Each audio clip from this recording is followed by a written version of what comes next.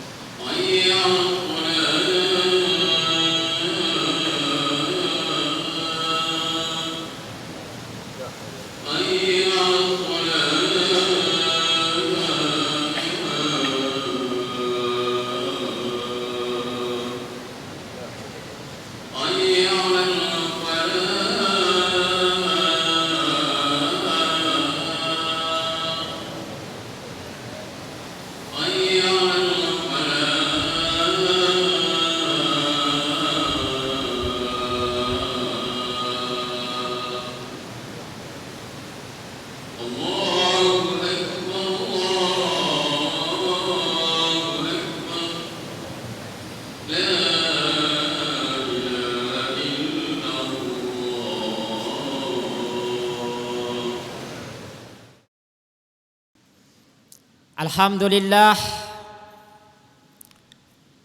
alladzi awrathal arda li'ibadihil muttaqin liyatabawwa'u minal jannati haitsu yasha'un fa ni'ma ajrul 'amilin.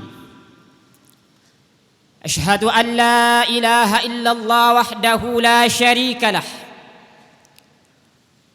wa ashhadu anna sayyidana wa habibana wa nabiyyana Muhammadan abduhu wa rasuluh. Allahumma salli wa sallim ala sayyidina Muhammad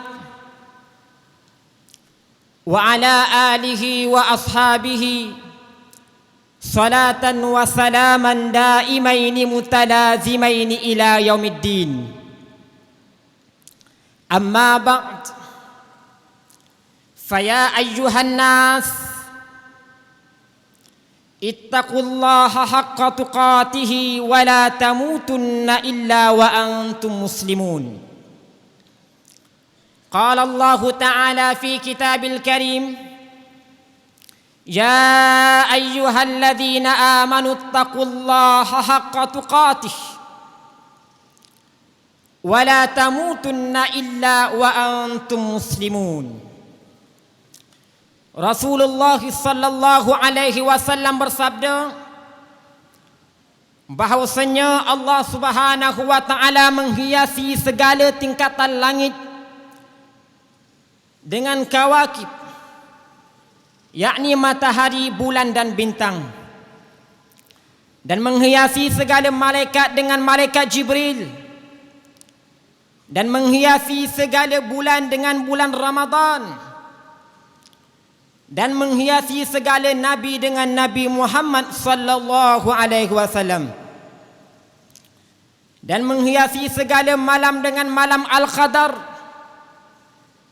dan menghiasi segala kitab yang turun daripada langit, jumlahnya 104 kitab, dihiasi dengan kitabullah, dan menghiasi segala masjid dengan Kaabah Allah, dan menghiasi segala hari dengan hari Jumaat. Kerana pada hari Jumaat adalah hari yang mana Allah Subhanahu wa taala menjadikan Nabi Adam, hari yang mana Allah Subhanahu wa taala wafatkan Nabi Adam alaihi salam,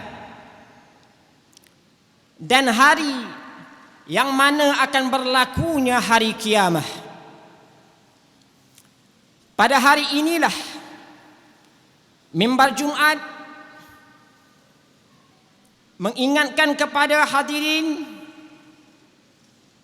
marilah sama-sama kita bertakwa kepada Allah Subhanahu wa ta'ala dengan meletakkan segala ketakutan yang sepenuhnya di dalam diri kita, sehingga keluar segala kebesaran, sehingga keluar segala ketakutan makhluk. Dalam arti kata kita memelihara diri daripada segala sifat munafik dan syirik dengan mentaati segala perintah Allah dan meninggalkan segala larangannya.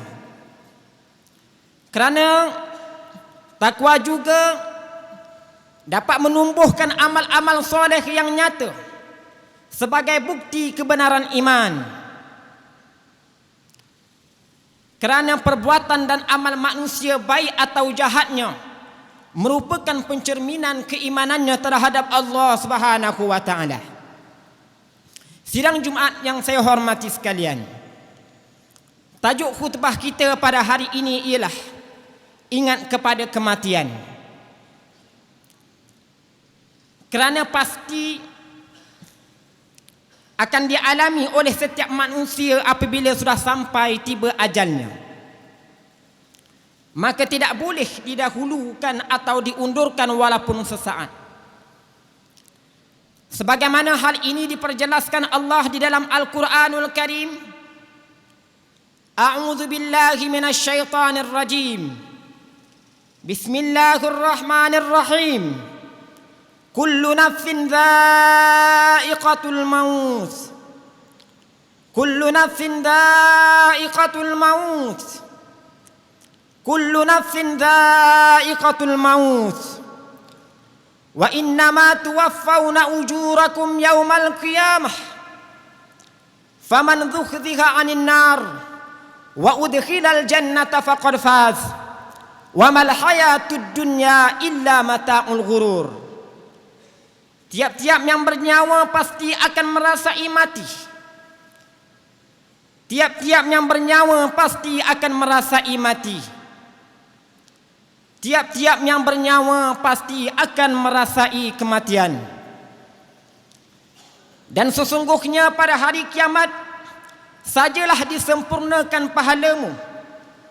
Barang siapa dijauhkan dari neraka dan dimasukkan dalam syurga Allah Subhanahu wa ta'ala, maka sungguh ia telah beruntung.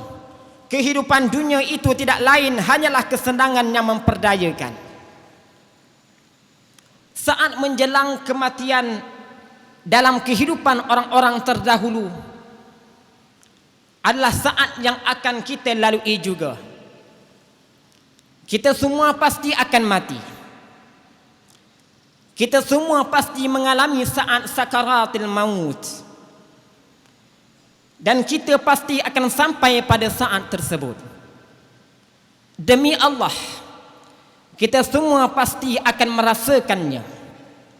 Demi Allah, kita pasti akan meneguknya. Para raja dan hamba sahaya, pemimpin yang dipimpin, orang kaya dan miskin telah merasakan kematian. Bahkan bangsa-bangsa semuanya telah merasakan kematian. Sidang Jumaat yang dimuliakan Allah, sempena pada hari Jumaat ini dalam bulan Rabiul Awal, bulan kelahiran dan kewafatan Nabi sallallahu alaihi wasallam, marilah kita berhenti sejenak dan merenung. Kita lihat sekeliling kita, keluarga kita, sanak saudara kita, dan sahabat handai kita. Berapa ramai yang masih ada bersama kita pada tahun yang lepas, tetapi pada hari ini mereka sudah tiada bersama kita. Mereka sudah pergi meninggalkan kita menuju ke alam yang baru, yaitu alam barzah. Begitulah para hadirin sekalian, kehidupan dunia ini tidak kekal. Kehidupan dunia ini hanya sementara belaka.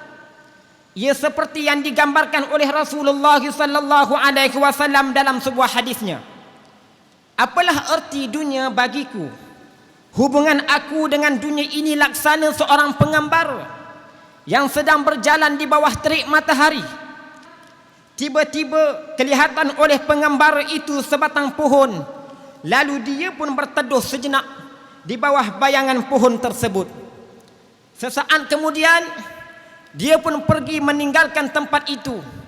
Begitulah hadirin sekalian, apabila kita meninggalkan teduhan pohon tersebut untuk melanjutkan perjalanan kita, maka itulah saat kematian kita.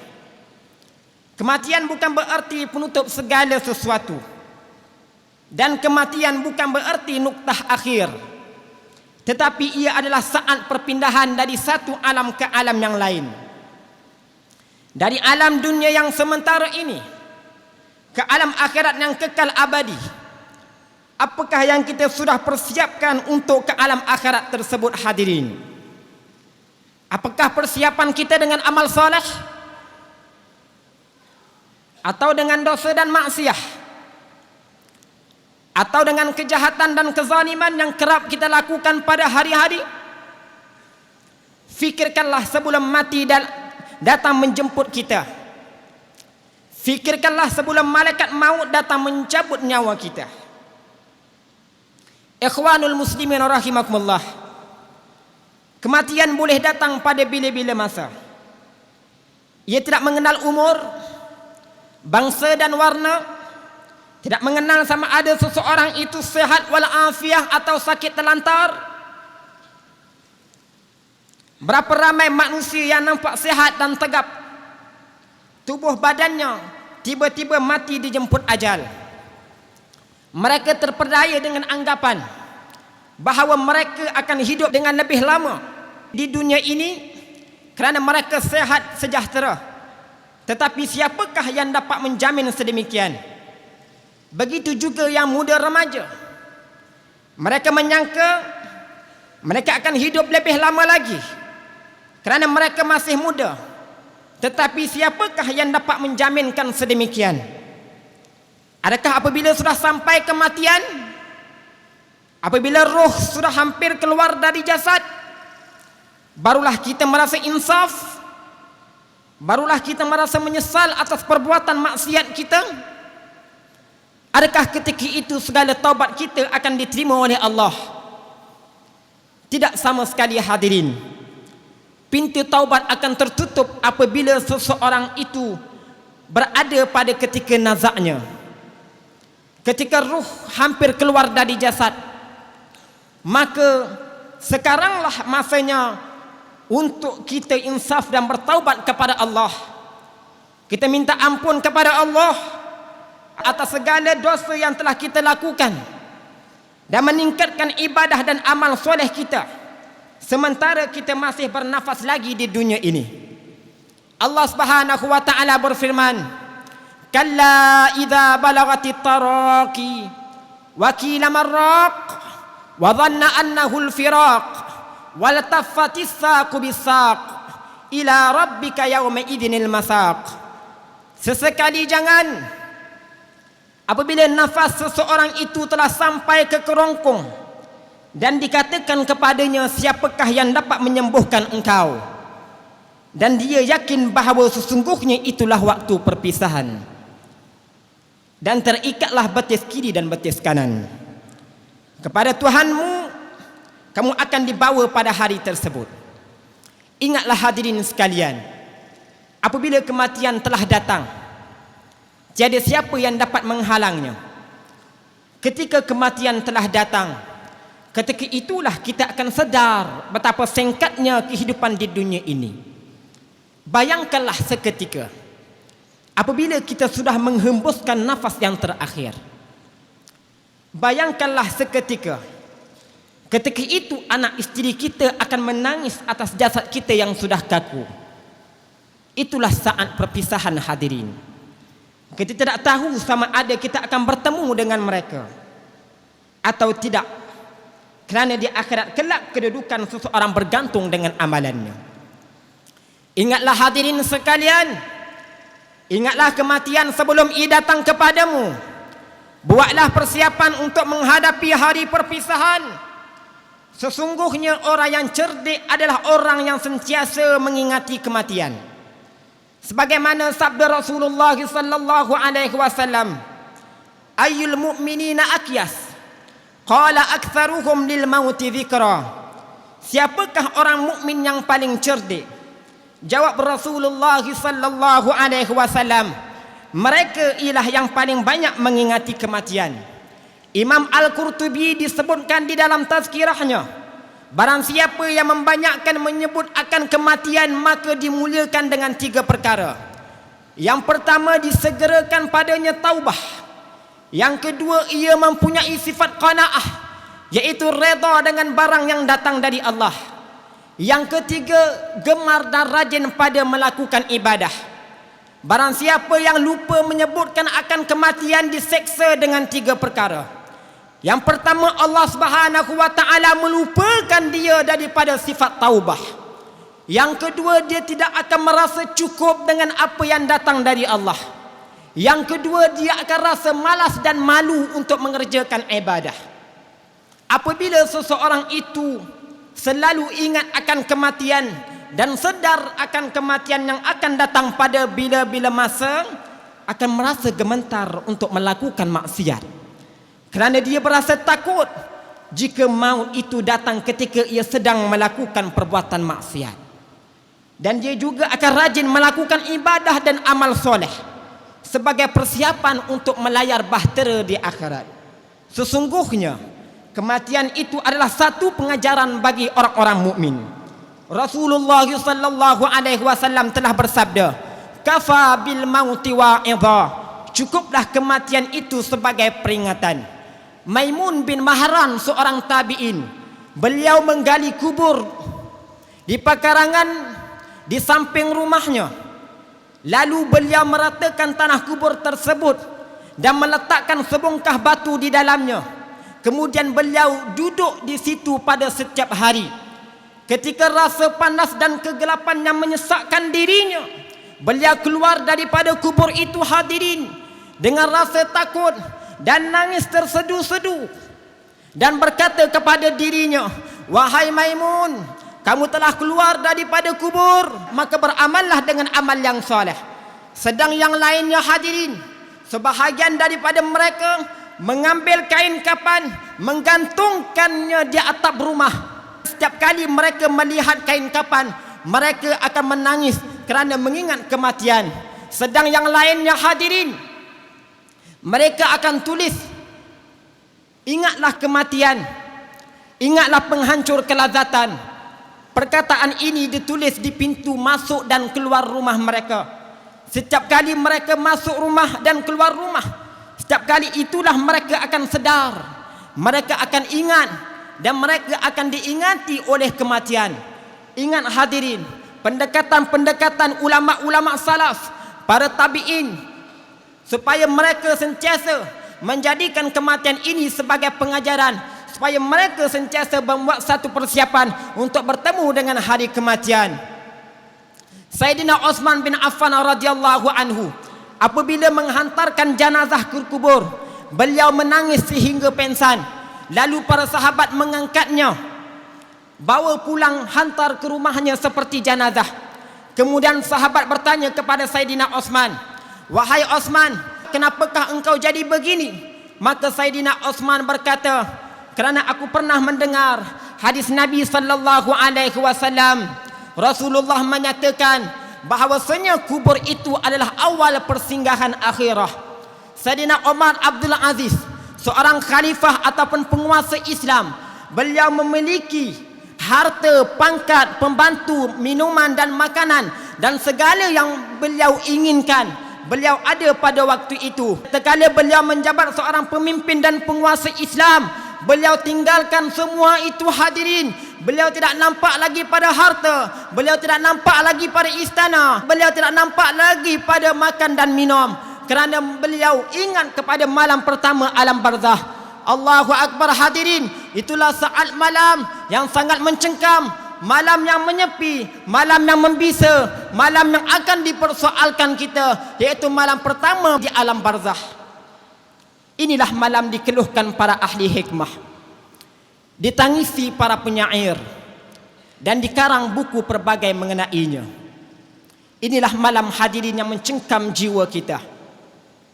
Oleh itu para salihin, mereka telah membuat satu persiapan untuk menghadapi malam tersebut dengan menyiapkan diri mereka dengan amal-amal soleh, dengan menyiapkan diri mereka untuk berziarah kubur, supaya dengan ziarah itu mereka akan terus ingat kepada kematian.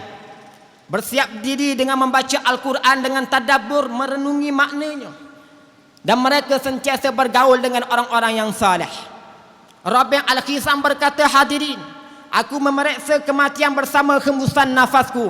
Ketika Sufyan Ats-Tsauri mencapai umurnya 60 tahun, hadirin, beliau berkata, hak atas seorang muslim membeli kain kafan, kerana beliau apabila sampai pada umur 60 tahun sudah ada kain kafan yang beliau sediakan. Inilah hadirin persiapan ulama-ulama salaf untuk mereka bertemu dengan hari kematian.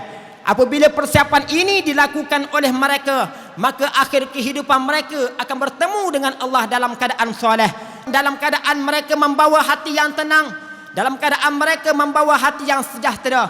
Para ulama menyebutkan akhir kehidupan orang-orang yang soleh, akhir kehidupan orang-orang yang bertakwa, akhir kehidupan orang yang takut kepada Allah Subhanahu wa taala.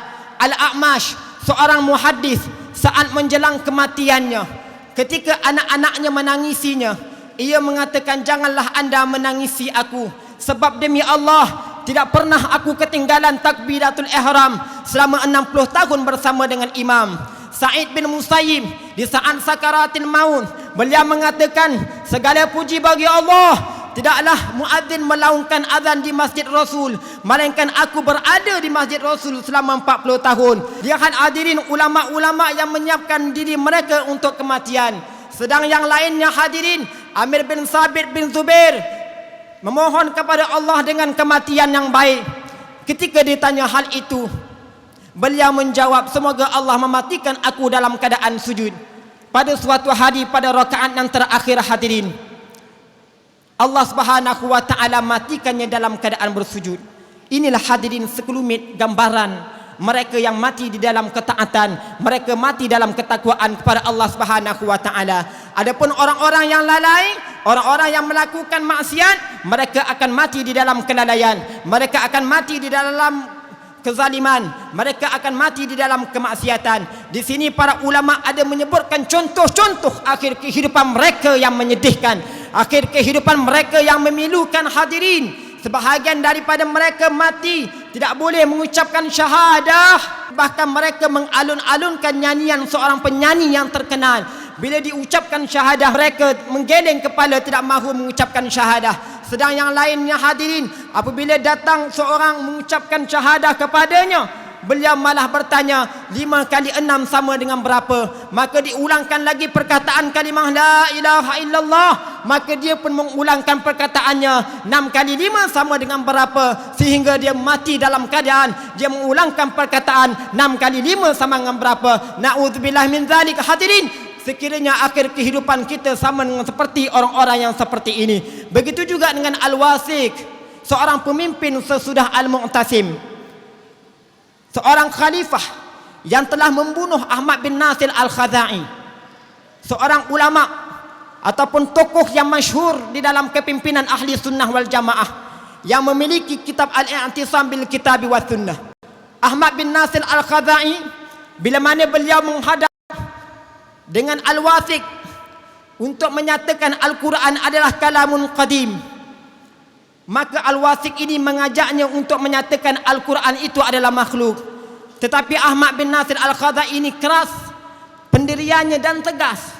Lalu Al-Wasik ini menyerang dan membunuh Ahmad bin Nasir Al-Khazai ini dengan tombak, sehingga disembelih Ahmad bin Nasir Al-Khazai ini, tuan-tuan, seperti seekor kambing. Ketika saat sakaratil maut, Al-Wasik ini disebut dalam Tarikhul Khulafa oleh Imam As-Sayuti. Apabila dibaringkan Al-Wasik ini, bila beliau mati, datang seekor tikus mengambil kedua matanya lalu memakannya. Hadirin, di sini Allah Ta'ala ingin memperlihatkan kepada manusia bahawasanya betapa bengisnya manusia dengan dunia, sehingga akhir kehidupan mereka Allah Subhanahu wa Ta'ala tidak berikan peluang pada mereka untuk mengucapkan syahadah. Akhir khutbah pertama saya pada hari ini hadirin, saya ingin membawa satu kisah satu orang jenazah yang mati, yang mana jenazah ini adalah seorang perempuan.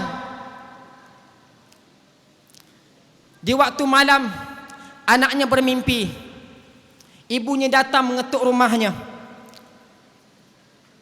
Ketika ibunya mengetuk rumahnya, anaknya membuka dan anaknya menjemput ibunya masuk ke dalam rumah. Bila anaknya menjemput ibunya masuk ke dalam rumah, "Wahai ibu, jemputlah masuk ke rumah." Maka ibunya kata, "Ibu tidak boleh masuk kerana ibu berada di alam yang lain."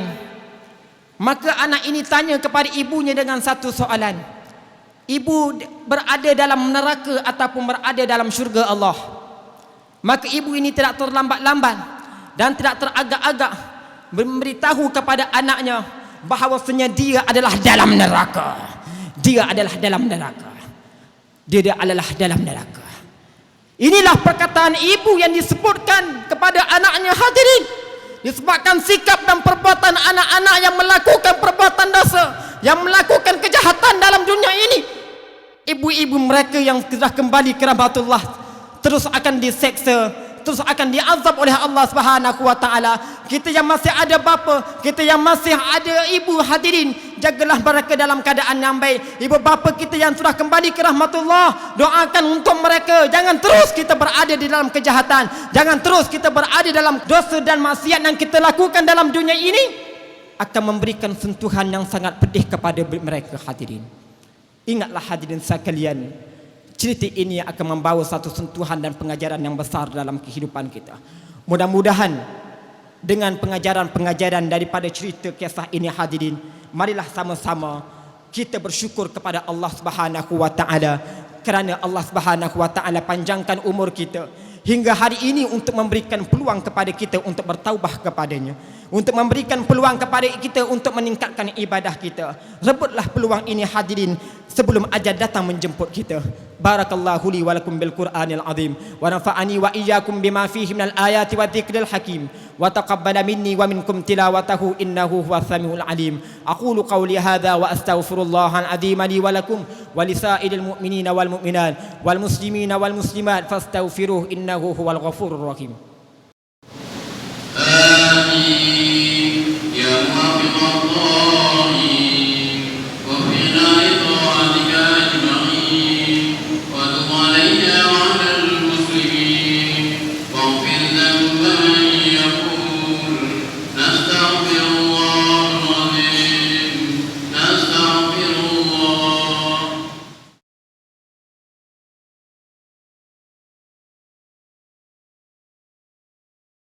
Alhamdulillahi hamdan katsiran kama amar. Wa ashhadu an la ilaha illallah wahdahu la syarika lah iqraran bi rububiyyatihi wa ighraman liman jahada bihi wa kafar. Wa ashhadu anna sayyidana wa habibana wa nabiyyana Muhammadan abduhu wa rasuluhu sayyidil bashar. Allahumma salli wa sallim ala sayyidina Muhammad wa ala alihi wa ashabihi al-masabihil gharar. Amma ba'd, faya ayyuhan nas ittaqullaha fima amar wantahu amma naha anhu wa hadhar wa alamu anna Allah tabaraka wa ta'ala amarakum bi amrin bada'a fihi bi nafsihi wa thanna bi malaikatihi al-musabbihah bi qudsihi. فقال تعالى ولم يزل قائلا عليما إن الله وملائكته يصلون على النبي يا أيها الذين آمنوا صلوا عليه وسلموا تسليما. اللهم صل وسلم على سيدنا محمد جد الحسن والحسين وعلى آله وأصحابه خير أهل الدارين خصوصا على أول الرفيق سيدنا أبي بكر الصديق وعلى الصادق المصدوق سيدنا عمر الفاروق وعلى زوج النبي سيدنا عثمان ذي النورين وعلي ابن عمه الغالب سيدنا علي بن أبي طالب وعلى أميه الفاضلين على الناس سيدنا حمزة وسيدنا عباس وعلى سيدي أهل الدارين أبي عبد الله الحسن وأبي محمد الحسين وعلى بقية الصحابة أجمعين والتابعين وتابع التابعين لهم بإحسان إلى يوم الدين وعلينا معهم برحمتك يا أرحم الراحمين اللهم اغفر للمؤمنين والمؤمنات والمسلمين والمسلمات الأحياء منهم والأموات إنك سميع قريب مجيب الدعوات ويا قاضي الحاجات اللهم إنا نسألك ونتوسل إليك بنبينا محمد صلى الله عليه وسلم ونسألك بأسماء الله تامات من شر ما خلق اللهم يا قاضي الحاجات اللهم يا مجيب الدعوات اللهم يا قاضي الحاجات ويا مجيب الدعوات اللهم يا قاضي الحاجات ويا مجيب الدعوات. Kita bermunajat kepada Allah agar Allah Subhanahu wa taala memperbaiki keadaan muslimin dan muslimah, para raja-raja dan pemimpin kerajaan maupun swasta yang terjebak diri mereka di dalam kemaksiatan, yang terjebak diri mereka di dalam kezaliman, yang terjebak diri mereka di dalam pecah amanah, yang terjebak diri mereka di dalam riba dan rasuah, yang terjebak diri mereka di dalam dosa dan maksiat. Satukanlah hati-hati kami ya Allah sebagai saudara si Islam, dan selamatkanlah agama kami daripada musuh-musuh Islam. Ya Allah ya Rahman ya Rahim, pandanglah kedua tangan kami bermunajat kepadamu ya Allah di hari yang penuh keberkatan ini yang telah Engkau janjikan dengan penerimaan doa. Kami semua menghadap dan berharap kepadamu ya Allah dengan mengangkat kedua tangan, bermunajat dan berdoa kepadamu ya Allah.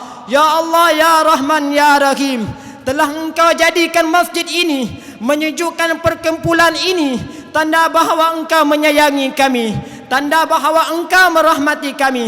Kita akhiri khutbah ini hadirin dengan mengingati Allah, memanggil nama Allah lafzul jalalah.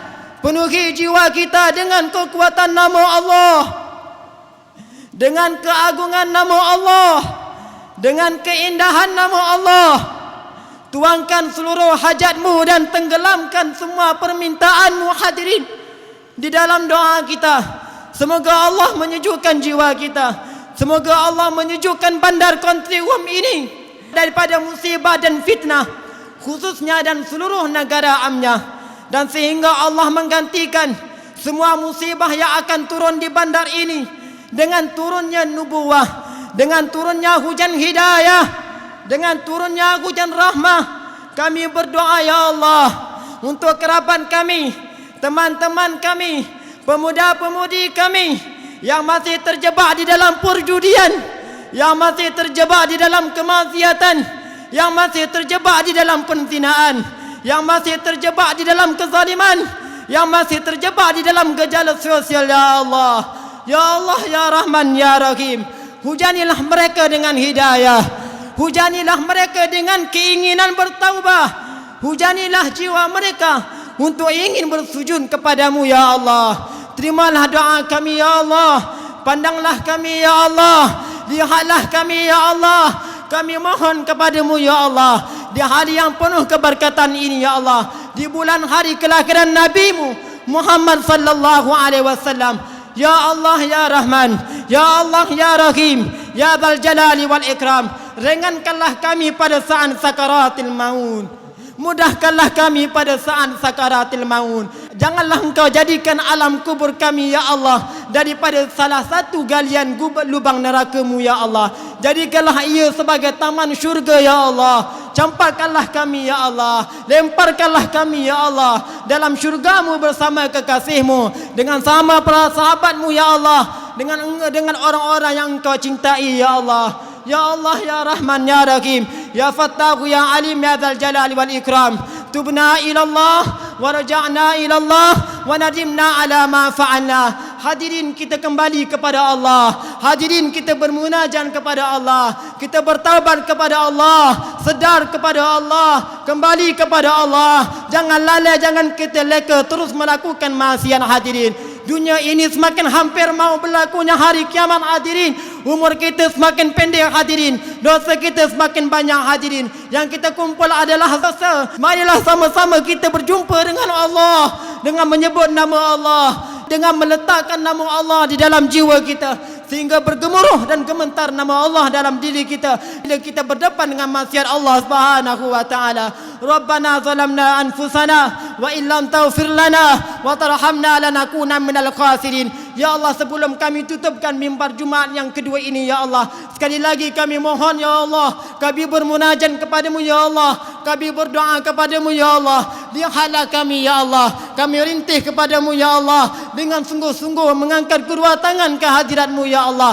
Di hari yang penuh keberkatan ini, ya Allah, terimalah doa kami, ya Allah, terimalah amalan kami, ya Allah, terimalah ibadat kami, ya Allah, sedekah kami, ya Allah, kebajikan kami, ya Allah. Jauhkanlah diri kami, ya Allah, jauhkanlah diri kami, ya Allah, daripada perbuatan yang Engkau tidak redai, ya Allah, dari perbuatan yang Engkau murkai, ya Allah. Rabbana zalamna anfusana wa illam taghfir lana wa tarhamna lanakunanna minal khasirin. Rabbana wa atina min ladunka rahmatan wa hayyi lana min amrina rashada. Ibadallah, innallaha ya'muru bil 'adli wal ihsan wa ita'i dzil qurba wa yanha 'anil fahsya'i wal munkari wal baghi ya'idzukum la'allakum tadhakkarun. Fadhkurullaha al-'azima yadhkurukum washkuruhu 'ala ni'amihi yazidkum was'aluhu min fadlihi yu'tikum wa la dzikrullahi akbar wallahu ya'lamu ma tasna'un. Aqimus shalah.